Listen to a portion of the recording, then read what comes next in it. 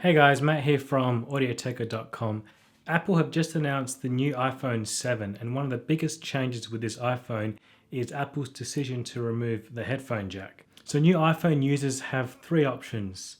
One is to use the adapter that comes with the iPhone and plug in their regular headphones.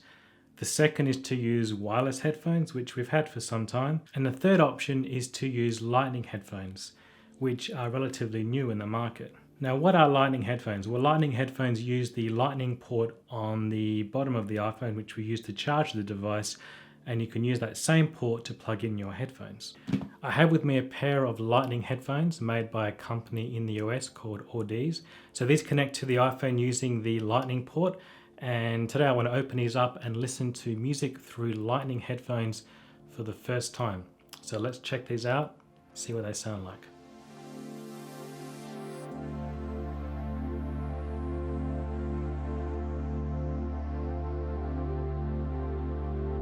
The first thing I noticed about these headphones was just how big they are, especially when you compare them to my regular go-to headphones.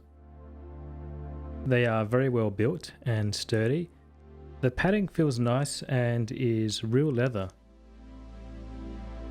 This is the cable that connects from your phone to the earpieces. It has a lightning connector, and Audeze call this the cipher cable.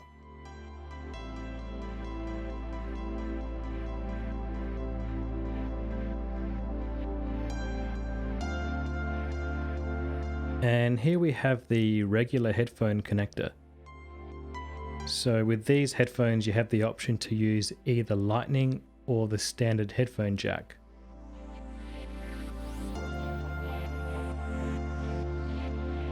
The cipher cable connects to each earpiece, and the other end has the Lightning connector. So I've connected the cable to the earpieces. This is called the cipher cable, and it's got the Lightning connector on the end. Now on this cable you have this section here. Now this is where all the processing happens. So there's a digital to analog converter in here. There's also a DSP chip, which stands for digital signal processing. And this is where there's actually a built-in EQ with these headphones that come with the app. So because this is a digital cable, it means that information, not just the digital audio information, other information can be sent through the cable. So there is an app that you can download to your phone that can enable you to set presets for EQ and actually save those presets. So to test these headphones, I listened to various styles of music, ranging from EDM to jazz, pop and rock. I also watched some movies and TV shows on Netflix. Okay, so what's my verdict on these headphones? Let's take a step back and look at what we currently have. So on the iPhone, we have our music stored on the phone as digital files, and we plug our headphones into the headphone jack, which is an analog output. So the sound that we hear through our headphones are waveforms, which is an analog signal, but what's stored on our phone are digital files. So there's a conversion process between the digital files on the phone through to the actual music we hear from our headphones. Now what does this is a digital to analog converter, or DAC, and on an iPhone the DAC is in the phone itself. So the music is stored on the phone as digital information. It converts from digital to analog. When you plug your headphones, the analog signal goes out the output through to your headphones and we hear our music. But what about using the Lightning connector? Well, if you plug your headphones into the Lightning connector, that's a digital output.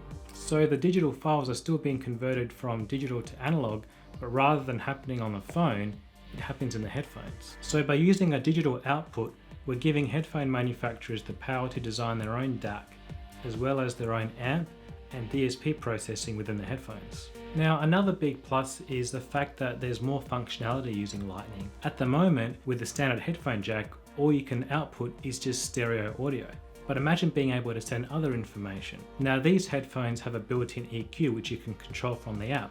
So you can send other information to the headphones as well as just the music. I'm excited to see what companies think of for future iterations of Lightning headphones. These headphones also receive firmware updates, which until now is unheard of for headphones. So these headphones can receive updates over time to integrate better with iOS. Another big plus is power. The lightning output on the iPhone is used to charge the device. So when you plug your headphones into the lightning port, it can draw power from the phone to the headphones. This means the headphones have the potential to sound louder and fuller and clearer. Also, for noise cancellation and headphones, they won't require batteries because the power will be drawn from the phone.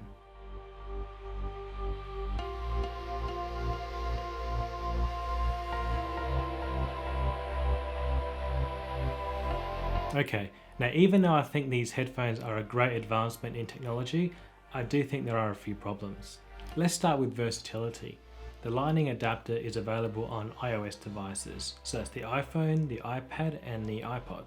So if you want to plug into your laptop or another source, you will need to use the headphone cable. Now this will work fine, but then you miss out on all the benefits of the lightning cable. There's also the question of listening to music and charging your device at the same time. Another problem is availability. Now this will change over time, but at the moment it's a very niche market. And that takes me on to the next consideration, price.